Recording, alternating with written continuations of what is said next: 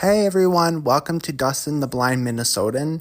Today we're going to talk about my experience working at the Mall of America because there were some pros about working at the mall and there were some negatives about working at the Mall of America. And I just want to talk to you about them because the Mall of America was a very interesting place to work and it was a very unique experience that a lot of people don't know.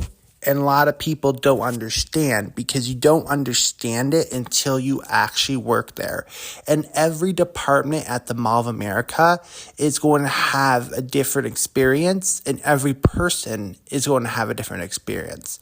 And what I learned at the Mall of America, different personalities work better at different departments at the mall.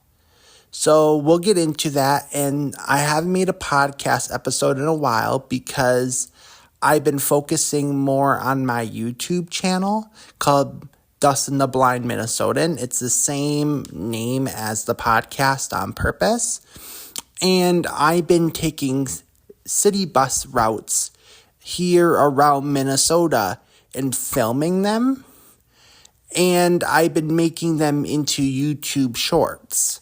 So people that can see, if they go to my YouTube channel, Dustin the Blind Minnesotan, they can actually go and see the shorts and see all the different bus routes I take and all the different stuff I film.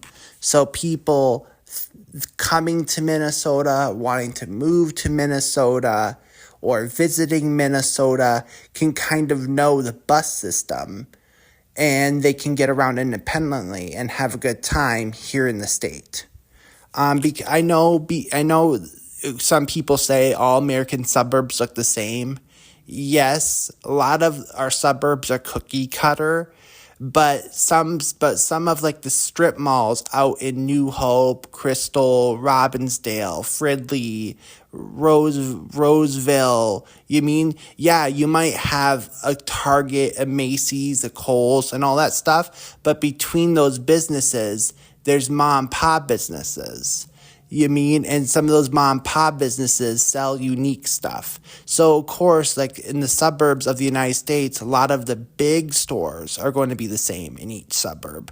But between the big anchor stores, there's tiny mom and pop businesses that are unique and have unique stuff in it that's worth going to go visit.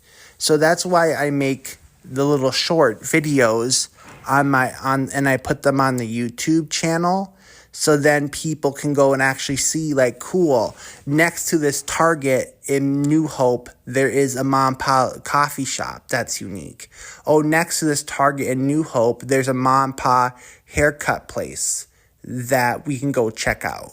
Oh, cool, next to Home Depot in Crystal, there's almost a Home Depot in every suburb. But hey, next to that Home Depot, there's a good cafe that I like, a mom and pop cafe that I like. So I make those videos. So then if I don't go to the big businesses, I make those videos so you guys can discover the small businesses that you can get to on the bus. So then you guys can go there and support those businesses and check them out. So that's why. So lately I've been going to job interviews and all that stuff. And I've been taking the bus to my job interviews and stuff. And on the bus route there, or taking the bus there, I film. So then you guys can actually see what I'm seeing if you guys go to the YouTube channel. So please go check that out. Please support your boy. And let's get on to the next topic.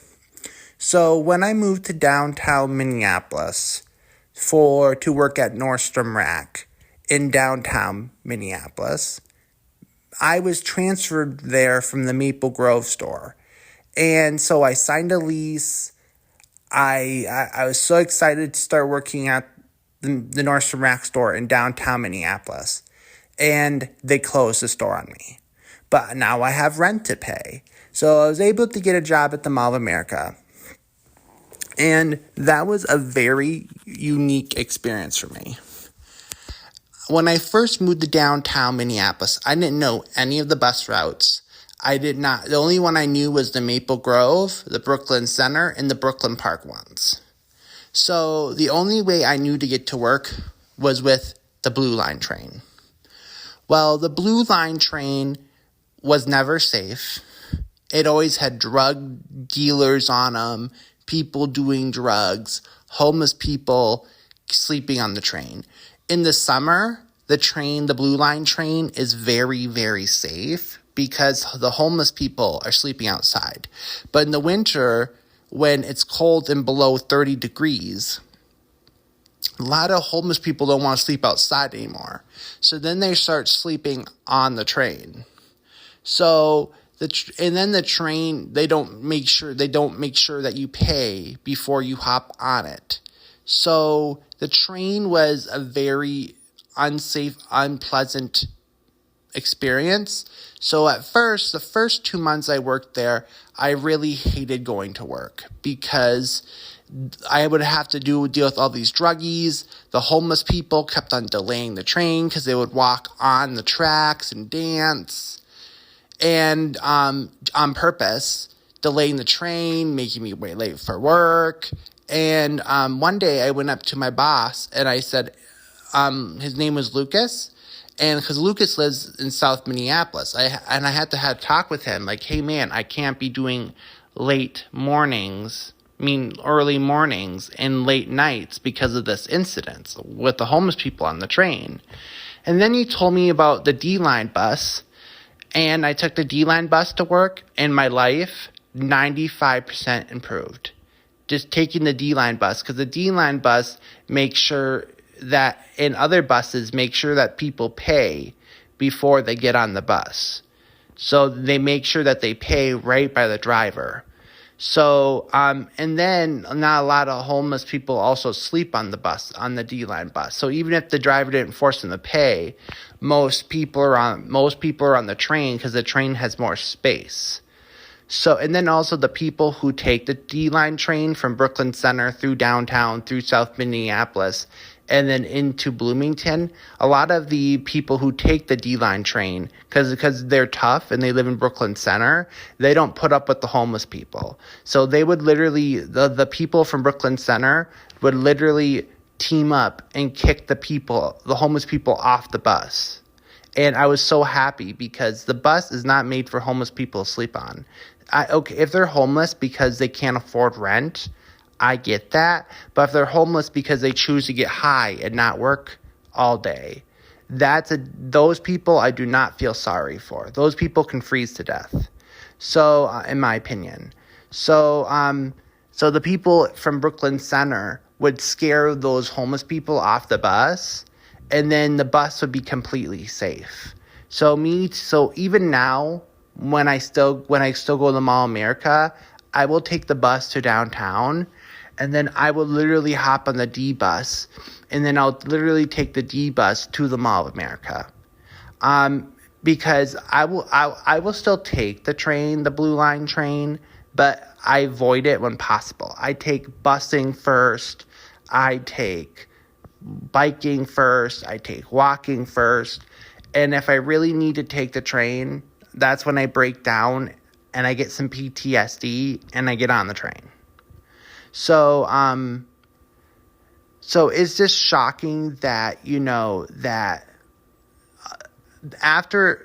but when I was working at work, it depended on what desk they put me at, because each desk at the Mall of America, you get different clientele. And each clientele is different. I worked physically for the Mall of America, and I worked at guest services. So the people who do ride operators, the people who run the Nickelodeon Universe theme park shopping stores, the people who run the Nickelodeon Universe gift shops, the people who run the Mall of America gift shops, they have a different view of the Mall of America because they're not in guest service. being in guest service is one of the most stressful jobs at the Mall of America because of some of the clients you deal with that the other departments don't deal with. So my desk was mostly assigned was the East desk. And the East desk is the main one next to the transit center. So we would get hundreds of people like per hour getting off the buses, getting off the trains. So that desk gets swamped. That desk, because people can go to the information desks at the Mall of America to buy Nickelodeon Universe tickets. People can go to the information desk at the Mall of America to buy rental scooters, to buy rental shopping carts, to buy kind of rental equipment to make their time for that day at the Mall of America more enjoyable. Because some of the people coming from Europe, Mexico, Asia, when they're flying and they're coming to the Mall of America, they didn't bring their stroller with them. They did not bring their wheelchair with them because you don't want to load that up onto the plane. So it completely makes sense. So, yeah, a lot of the times they would put me at the East desk because I'm a very social, and with my ADHD, I have a lot of energy. Well, because the East desk was busiest every single day. So I would normally have 4 lines. I would have the homeless line, homeless people asking me for pens, bags, needles, and all that stuff. It's not like needles get high with.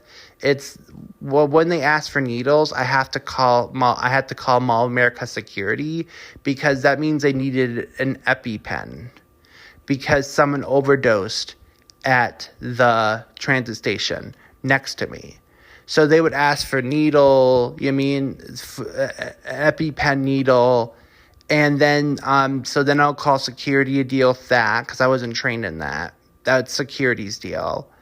And then I would have 3 lines. I would have a line for them. I would have a line for the questions, like people just wanting questions. And then I would have a line for people renting equipment.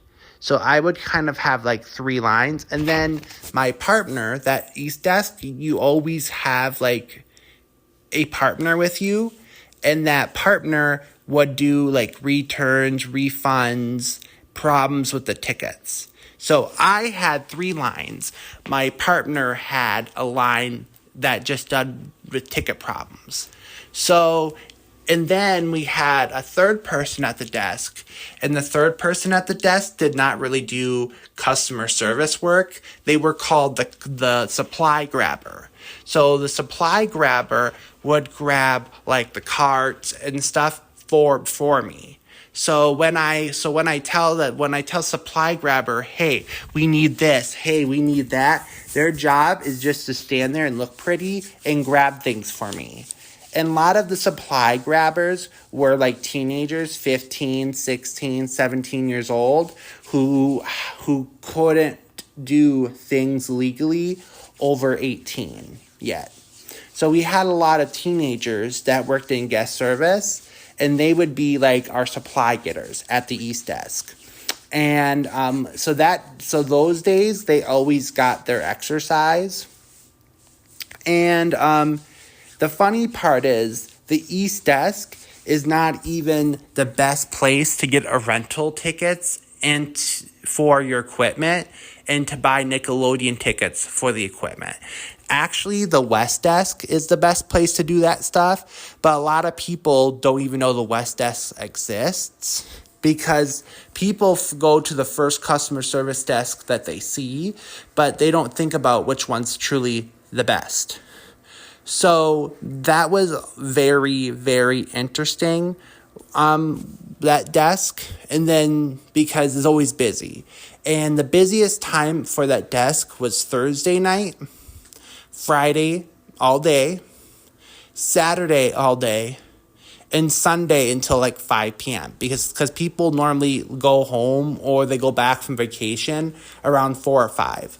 And then Monday through Wednesday, the East Desk was pretty slow, like of normal people, but the only customers I would really get are the homeless people coming off the train and off the buses, asking me for pens, bags, needles, Narcan, and all that stuff. So I was dealing with more customer service for homeless people.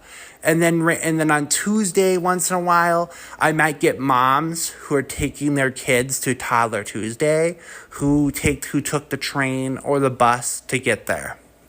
Well, the North customer service desk, I wasn't there a lot. I wasn't there at North a lot because I told them I didn't want to be, because North desk deals with a lot of kids. And me, with my autism, my ADHD, my low vision, I don't do good with kids. I'm just going to be honest with you. I'm best with adults. But the times they did put me at North Desk, those days were some of my most panicked, or some of my most stressed, because I'm not just good with kids. Because people would come and off a bus. So you suddenly see this big yellow school bus, like 6 in a row, and they would all come off and they would all go to, because the buses drop kids off at the north door, and the north door is over by IKEA. So hundreds and hundreds of kids will get off these buses, and then you have to find their orders, and then you have to make the kids get in a line, and then you have to put the ride bands on all the kids, and then you have to tell the kids what rides they can go on and rides they can't go on. And you have to explain to kids the rules.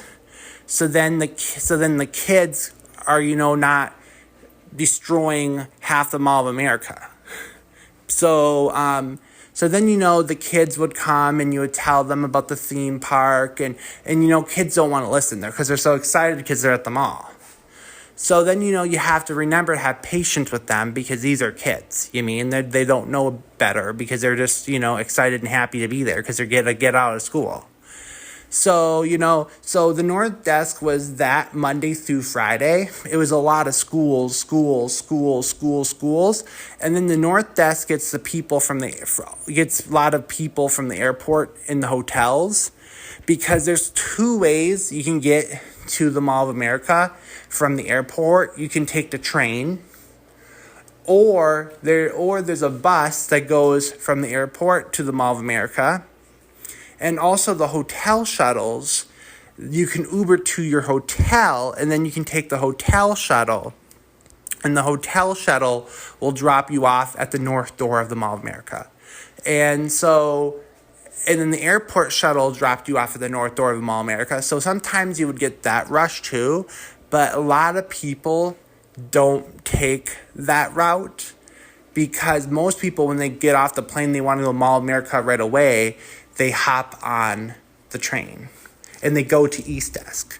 But a lot of people who take the bus between the airport and the Mall of America, a lot of them end up being older people who don't have the ability to stand and easily get on the train. So then, of course, those people were okay, because I'm better with older people. And then, and because my disabilities, and then, I can put, the wristbands and stuff on them. The hard part about the North Desk was the hotel people, because the hotel people will just show up and, with their shuttles and, and they'll come and do their shopping and stuff. But the issue is, when they want to go home, by the time they want to go home, their phone's dead. They don't have, because they didn't think about bringing a battery backup with them. and they come up and they just expect you to call the hotel for them. But sometimes when they'll get done shopping, the hotel shuttle's already closed because it's like 9:50 at night. What driver wants to drive at 9:50 at night for a hotel? And then they would expect you to find them way back to the hotel. And I'm like, so I encourage people now when they go to the Mall of America, bring a battery backup with you, because all the pictures you're gonna be taking, all the web searching you're gonna be doing, and all that, and then you being a concrete structure is gonna drain your phone battery quicker because you're trying to connect to phone towers through a concrete building, and you're trying to take pictures, send them to family, and you're in a concrete structure, so your phone drains faster at the Mall of America. So, because of all the things you're doing with your phone, recording memories.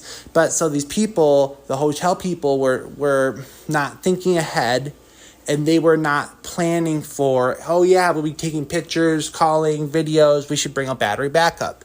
And then by the time they get to the end of the day, they have no more batteries in their phones left, and they expect you to find them way home. So you call the hotel for them, and the hotel refuses to pick up for you or send you a ride driver because you're not a person booking a place at the hotel. So then be lucky. I'm one of those rare customer service people that I would have phone chargers at my desk. So I went to Five Below and I bought this is before inflation. I would buy 6 foot long C cords, lightning cords, B cords, and A cords.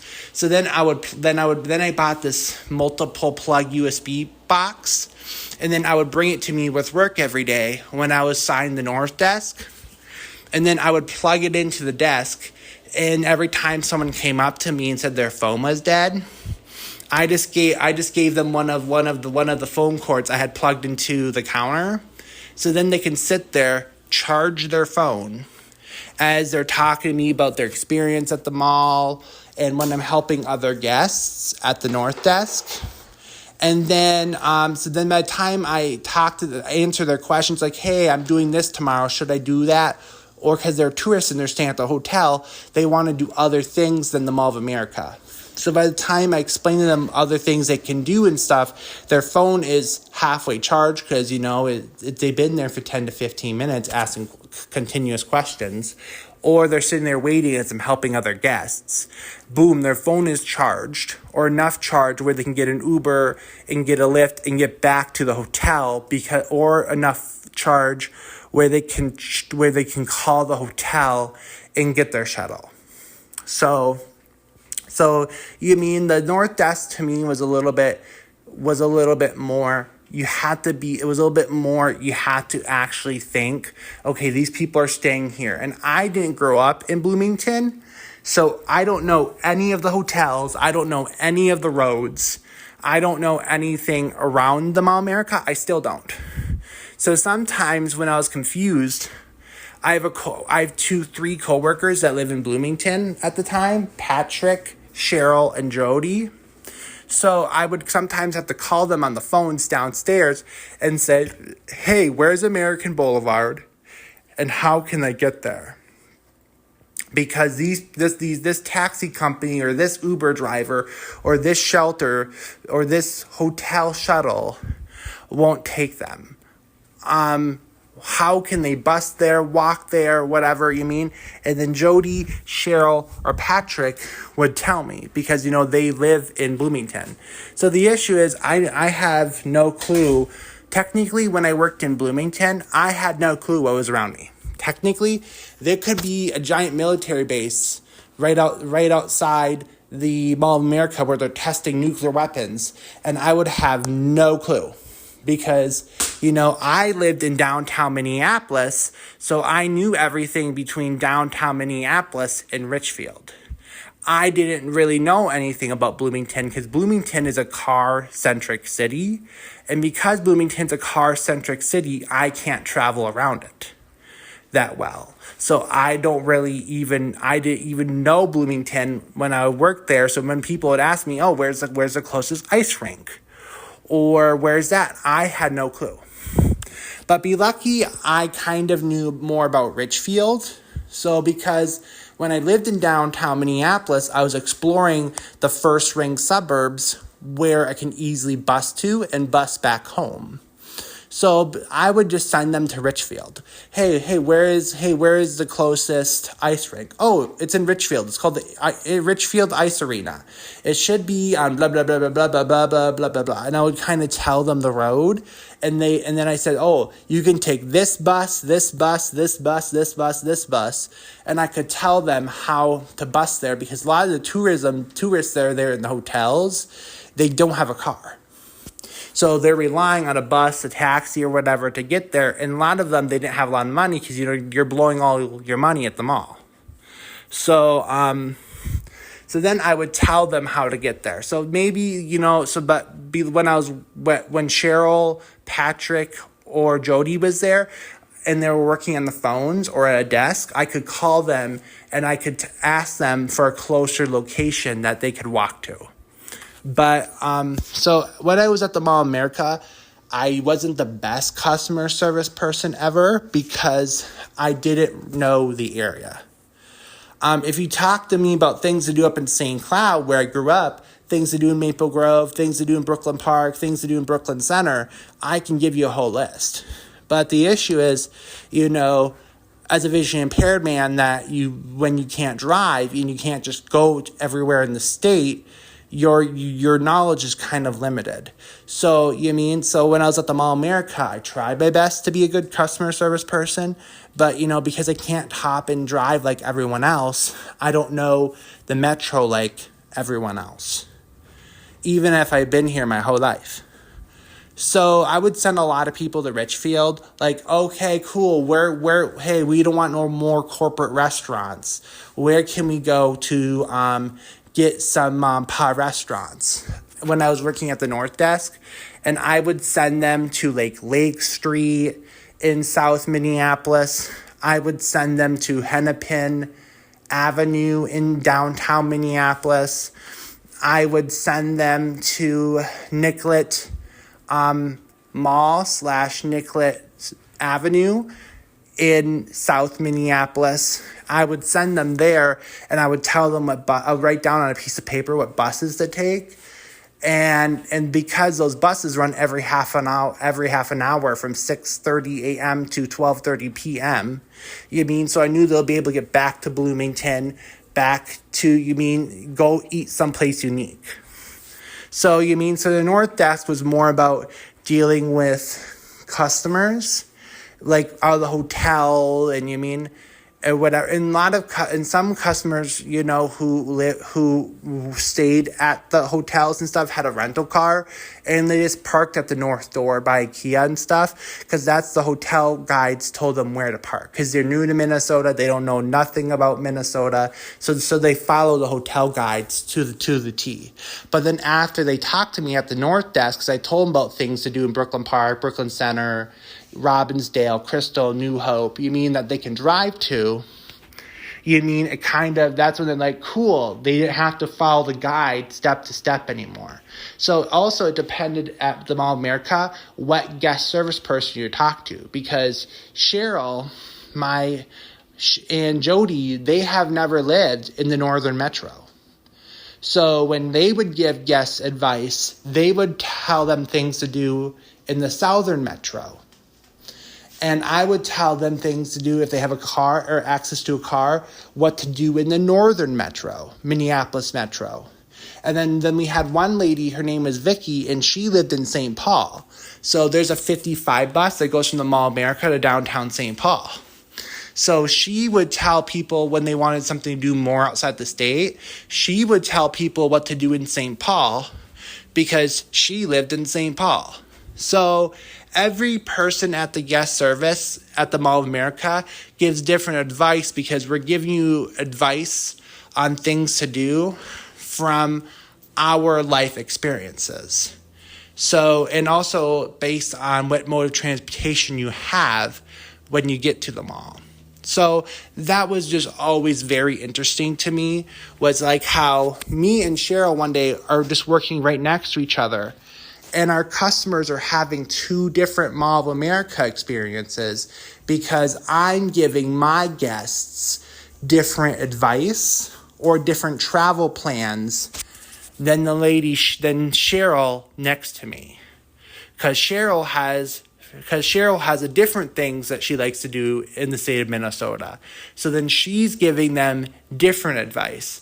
So if you run into me, if you ran into me at the Mall of America, or you ran into Cheryl or Vicky, or Jody, you would got 5 or 6 different answers. And 5 or 6 of you guys would had all a different Minnesota visiting experience. So that's the one thing I liked about working at the North Desk is, you get more of those people. And those people are coming to Minnesota for an adventure. West Desk was not my favorite because West Desk no one really knew about because the Mall of America doesn't really promote it. And West Desk is where a lot of the locals would go. West Desk is over by the Holiday gas station inside the Mall of America.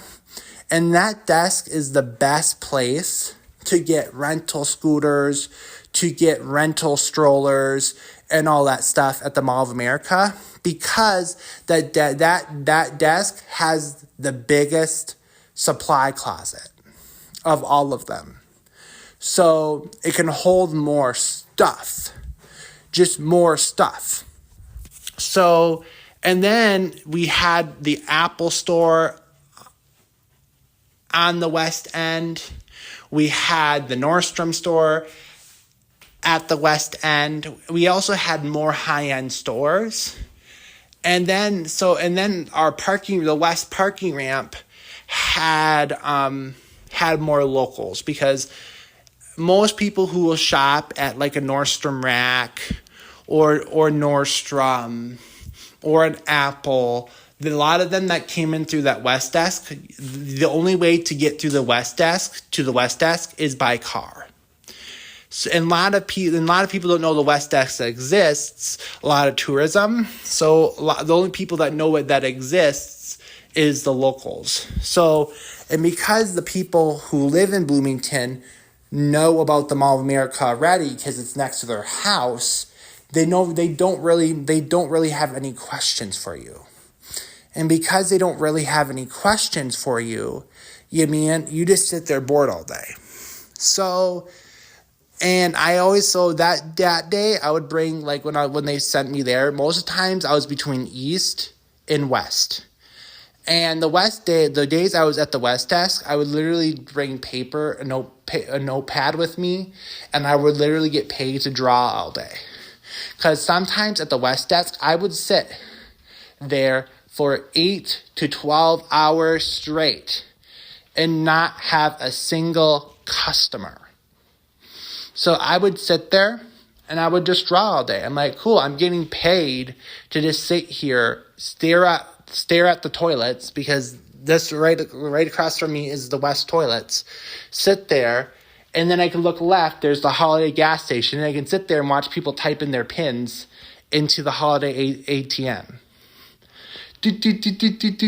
As they're getting money out for doing their shopping. Because some people, because they're not from the United States, they like using ATMs because they can turn their European, Mexican, Asian digital cash into physical American cash through the ATM because they're using their digital cards. So then when they're shopping at the Mall of America, they don't have to do the conversion rates anymore because the ATM did that for them, and they can just pay with the cash at the mall, and they don't have to worry about them getting international fees at every store they pay at. So it's just rather pay one tiny fee getting the cash out at the ATM. And then right before they leave, they'd go back to the ATM, load in the American dollars into the ATM, load it up, turn it into digital currency, and then they would send that, and they'll put that money back into their out of United States accounts. So it was pretty cool, and I could see this all from on the west desk the days because it was that slow. And the west desk, the only time I really got busy was Saturdays and Sundays when the east desk ran out of stuff, the north desk ran out of stuff for people to rent, and then they send them to the west desk, and then after the west desk ran out of stuff to rent, the desk got slow again. So it was very interesting with that, working that part of the mall. And also I also did work inside Nickelodeon Universe. When guest services was slow, they did have me work inside Nickelodeon Universe. And some parts about Nickelodeon Universe I liked, some parts I didn't. I didn't mind working in the Nickelodeon stores, the ones that sold the toys. I didn't mind working there because it was like working like my past retail job. You just scan the stuffed animal. Parent pays with their debit card or cash. I give them their change back if they pay with cash. I shove the overpriced toy into a bag, give them to the kids, and give the receipts to the parents. Boom, next customer. But the part I hated about Nickelodeon Universe was working in the food. I just hate foods. I just hate foods with Nickelodeon Universe foods with a freaking passion. I just hate it. But so some days it was you work in foods or you don't get paid at all because we have nothing for you to do.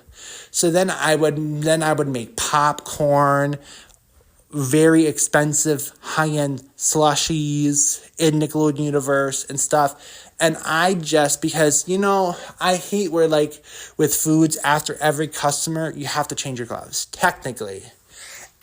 After every customer, when you take their cash or whatever, you have to wash your hands, and I just, because, you don't want to pass germs from one customer to another customer, because that's cross-contamination, and I just fucking hated it because the Mall of America sinks that they have, because technically the Mall of America's food carts are movable. They're on wheels, and they can move them around anywhere around the theme park. I hated working those because the sinks were too small. They never had gloves for people my hands because I have big normal hands, so the gloves keep ripping on me.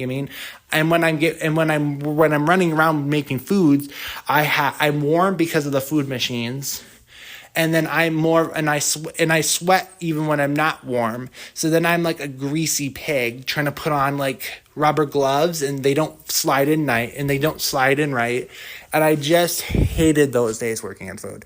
Definitely when they put me in food on Eid or Easter and Black Friday, when they put me in foods, those major holidays, I hate food already. I don't like doing it. And the Mall of America is understaffed, and I had sometimes lines for people during lunchtime to get snacks and stuff through it'd be like a city block. And I'm just scooping. And then, of course, the food people are so overwhelmed, I'll run out of food, call over the walkie to the food managers, hey, I need food over here. But they're trying to ship food to too many booths at once, and they can't keep up.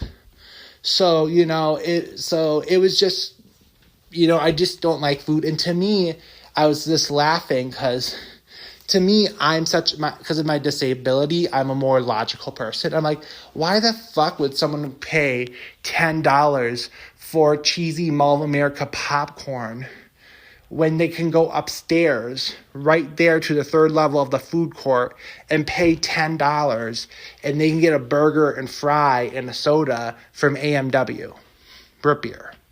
See what I mean? That's what I'm saying. Or they can go to Dairy Queen and for the same price get a nice solid hot dog and ice cream and fries.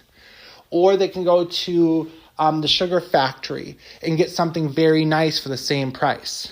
You know what I mean? So I was like, Guys, we have a whole third, I want to scream and say, hey guys, we have a whole third floor full with over 50 restaurants.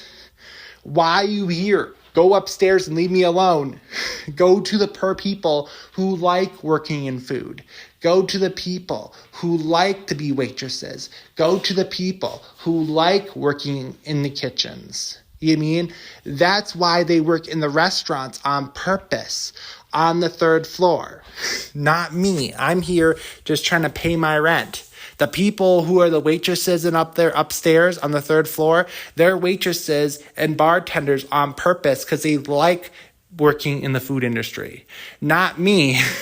I wanted to say that so bad to like everyone on Eid. I'm going to close down this booth and go to the fucking third floor. That's what I wanted to say. I mean, the third floor has everything you need. Why you here waiting half an hour in line for frickin' popcorn for $10 to $15 when you can go to the third floor and get real food at the food courts or at the bazillions of restaurants? That's how I felt when I worked at Foods. I just hated Foods. I did it because I needed to pay my bills. You mean? Because it was work that or nothing that day. But I just hated it. But hey, it helped me pay my bills, and the Mall of America stores are different than Nickelodeon Universe. Because the contract with the Mall of America, we have to separate the Mall of America theme stuff and the Nickelodeon Universe theme stuff because of legal contracts. So when they sent me to the third level on the east side and the second level on the south side, when they sent me to the Mall of America stores, those days were very interesting because a lot of people don't want to buy Mall of America t-shirts. A lot of people don't want to buy Mall of America themed sweaters. A lot of people, when they go to the Mall of America, they want everything with Nickelodeon plastered on it because they're going for Nickelodeon Universe and they're going for the shopping. So a lot of times when I was at the mall, in the Mall of America stores, trying to sell Mall of America merch, I would just, walk in circles around the store, because the shift before me, because normally cleaned up the store, stacked up the clothes, folded the clothes, and I'm just there babysitting at this point. And I would just walk in circles. I would get like 2 or 3 miles in just on my 8-hour shift because I would just walk in circles around the store for like 4 to 8 hours. Just do walking in circles. And those days I'm like, cool, I'm getting paid to pretty much just walk in circles. So, and I was not really, if the Mall of America letted me, I would grab a microphone and say, hey, motherfuckers, come shop and get your Mall of America's thrifty stuff today. Sale on cups and sale on blah, blah, blah. But the Mall of America had never really let us do, promotions that way when, we were at the mall, because it makes sense because there's clothing stores like Lululemon, Nike, and stuff at the mall, kind of promoting clothes. And if you kind of promote hey, Mall America sells clothes too, you might actually have your retail stores who are renting from you leave the mall because the mall is selling their own clothes that competes with you. So I completely get that, but the Mall of America did not do a good job promoting their own store. They didn't because they were so focused on promoting the Nickelodeon store and promoting Nickelodeon merchandise. They kind of neglected the whole selling their merchandise. Because think about it, if you're paying thousands and thousands upon thousands of dollars to license the Nickelodeon Universe name, you want to I get it, you want to promote that first, make money off that, and pay that debt off first and make a profit. That I completely get. But also at the same time, you can't neglect your Mall of America merch stores. But But, but I didn't really say anything when I worked there because I'm like, I'm getting paid to walk in circles and look like I'm busy. So, you know what I mean? So that's the one thing I liked about those and up there, I never really got busy. Okay, so if I was if I was at the South store, that's the biggest store. The South store is in the Skyway between the Radisson in the Mall of America. And that store, a lot of people would come in and say, "Oh, do you sell toothpaste?" And I would say nope. And I said, wait, before you leave, the Walgreens on blah blah blah blah blah sells toothpaste, and they sell this kind of stuff.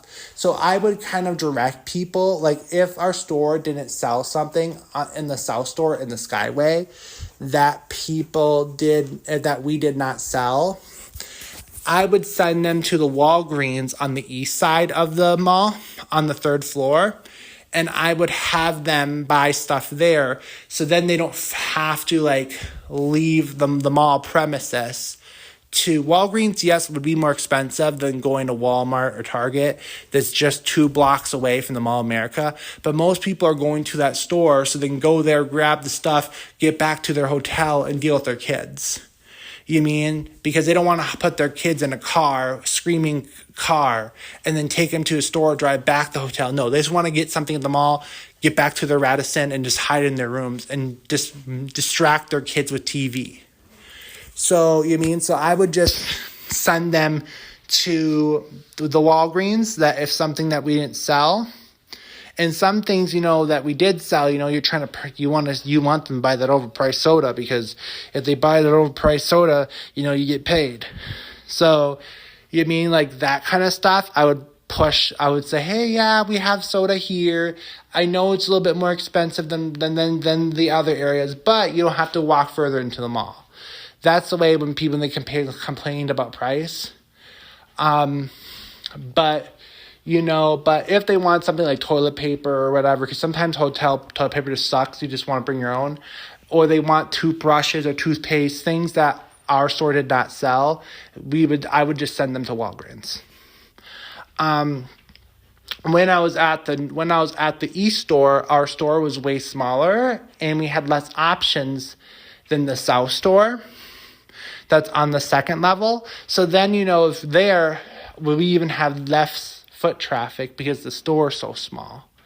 So it was just interesting, and working at that part of the mall, I did not mind either, because it was just a calm experience, So that's why when people apply for the Mall of America, I tell them, hey, you want to work inside Nickelodeon Universe, or you want to work in retail at the Mall of America. That's the Mall of America stores, because those are the calmest places to work in the whole mall if you want to work for the Mall of America, because security and customer service just sucks, because you're getting homeless, you're getting drug addicts, you're getting every single kind of person out there, and the Mall of America is the harshest on you as guest service. Like some people in other departments could get away with stuff that our department couldn't, guest service couldn't, because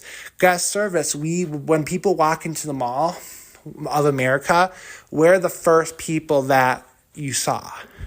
So guest service, and customer service was the hardest thing, and then security was another hard job at the Mall of America, because the security protects us as guest service, because I had people at the Mall of America when I was at guest services that threatened to come and chop me up with a hatchet. I had people that came that some people's mental illness that wanted to stab me. I had some people with mental illness who wanted to string me up naked from a light post. They literally told that to my face. And then because they're mentally ill, they might actually do it. So when a lot of homeless people and mentally ill people who live on the buses and the trains. So, and then because I lived in downtown, where a lot of the homeless people and the people with mental illness camp, If I hopped in a car and I drove to work and I drove home and I lived in the nice, peaceful suburbs when I worked at the Mall of America, I would have had a more positive experience. But because I lived in downtown Minneapolis and I can't drive, when I worked at the Mall of America, the enemies who sleep on public transportation would be my enemies at work. And my enemies at work were the people who slept on public transportation that I took to get my way home to downtown Minneapolis, where, of course, they're sleeping in their tents, their sleeping bags, and all that stuff. Yeah, so if I was a normal person who drove to work, who lived out in the suburbs, and I didn't have to interact with the homeless people that I had to kick out of the mall all the time, Mall of America would have been a perfect job.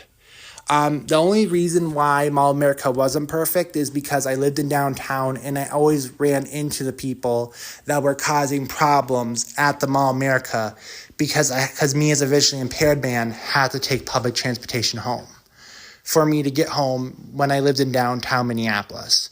So it was kind of a weird experience for me.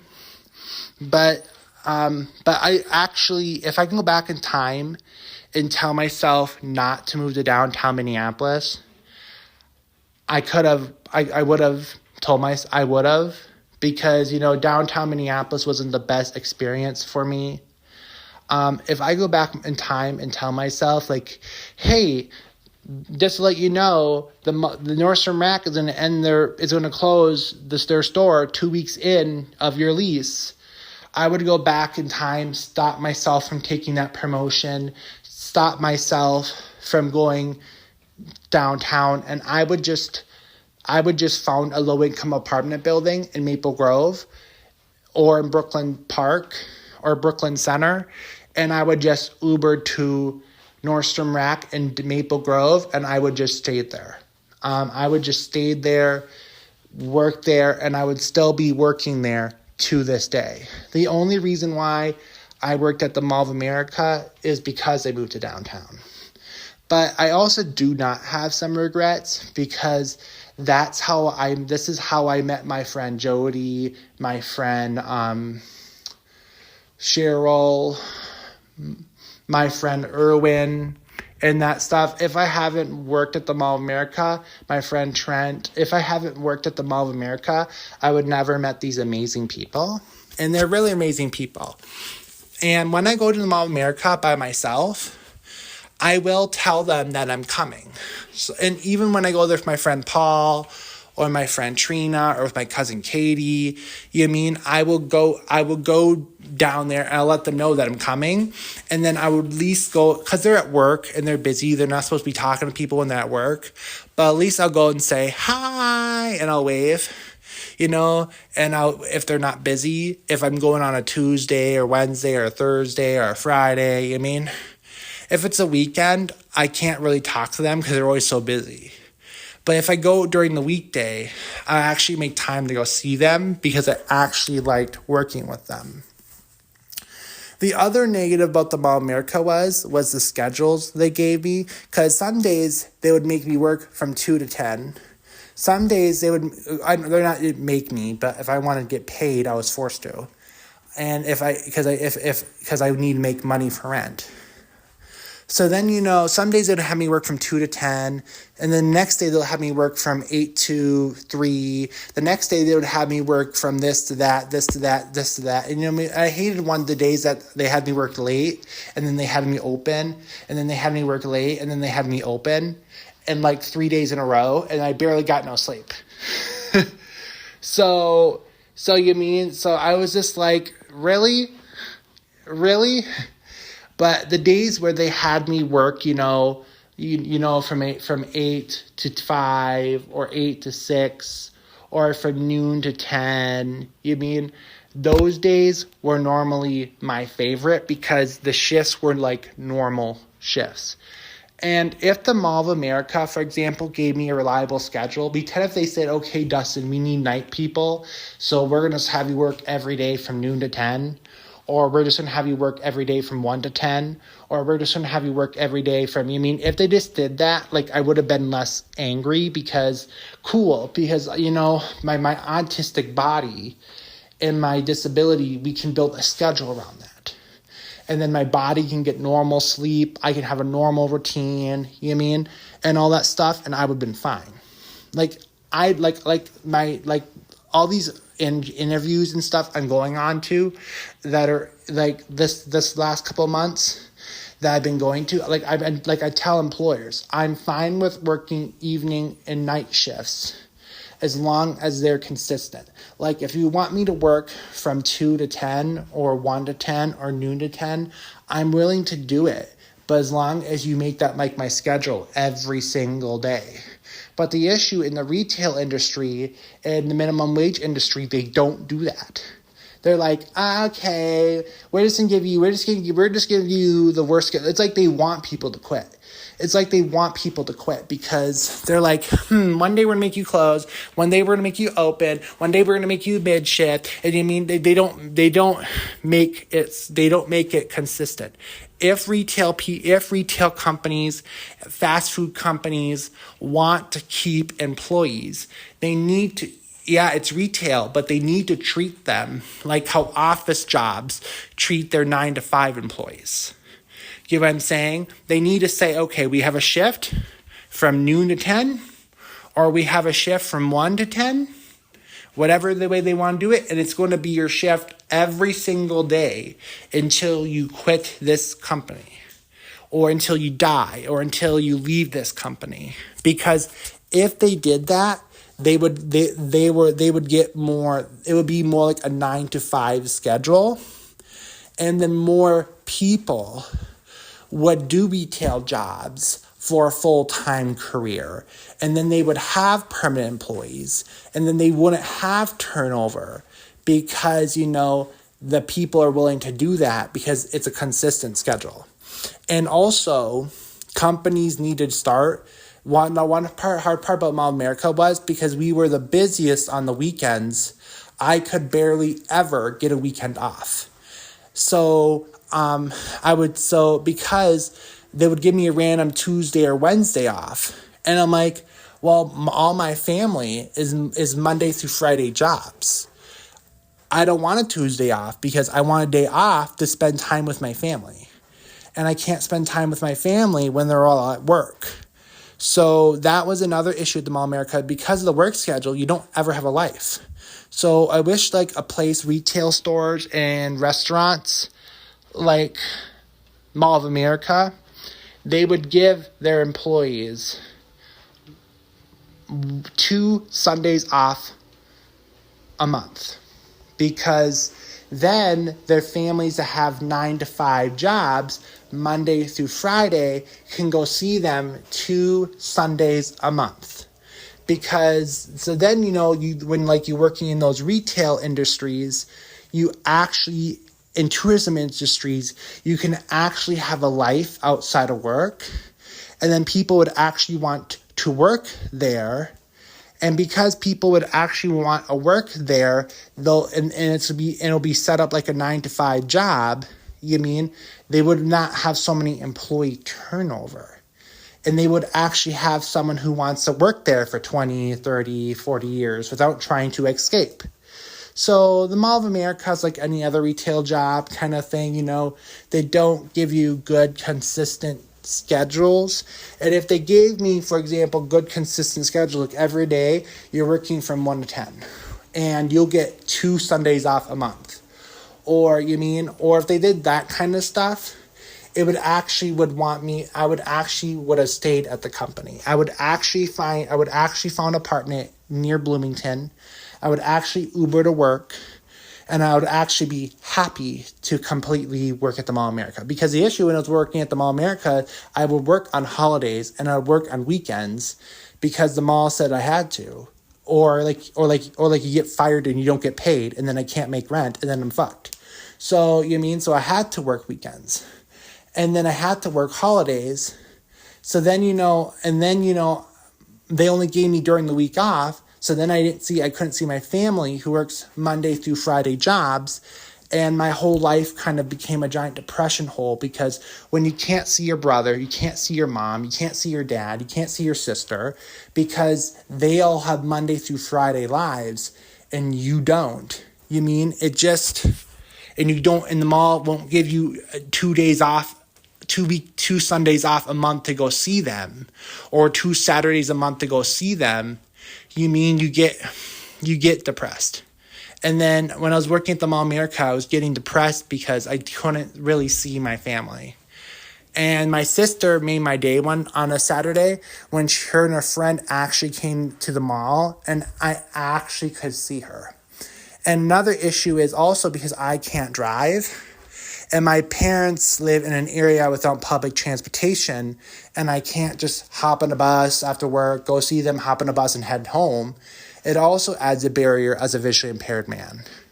So me having barely no weekends off, me not be able to drive, me taking public transportation with all the homeless people that we're kicking out and drug addicts that we're kicking out, it just made my life at the Mall of America very, very hard and very kind of stressful. But at least when I was there, I really made some good friends, and I really enjoyed some positive things about the job. And yes, I don't have regrets working at the Mall of America. I have regrets moving to downtown. If I won the lottery today, I would pay off my condo here in Columbia Heights. And then, I would buy myself a self-driving Tesla. So then, I can take my self-driving Tesla out to rural Minnesota where my family lives. And then I'll take my self-driving Tesla back. Then I'll volunteer more because I don't have to make money anymore because I have all millions of dollars in my savings. And, I would actually buy a real couch, because right now I have a couch that's falling apart. I would buy maybe a real couch. I wouldn't update my house. I would just buy a self-driving Tesla. I would, buy maybe home. I wouldn't buy like $3,000 furniture. I would maybe buy like Becker furniture, kind of furniture, or home furniture, or Ashley furniture, or IKEA furniture, and make my condo look kind of nice. And then, between my Tesla and making my condo look nice with Becker home or Ashley furniture, and I could save the rest of my money, and I could take my self-driving Tesla around, and it would be great. Well, you guys, that was my experience about me working at the Mall of America. I hope you have a good day. Please go check out my Dustin the Blind Minnesotan YouTube channel, because that's where I get my money from. So please go check out my Dustin the Blind Minnesotan YouTube channel. Go check that out. Share this podcast with friends. Share my videos on my YouTube channel with your friends and stuff. I hope you guys have a good day. Bye-bye.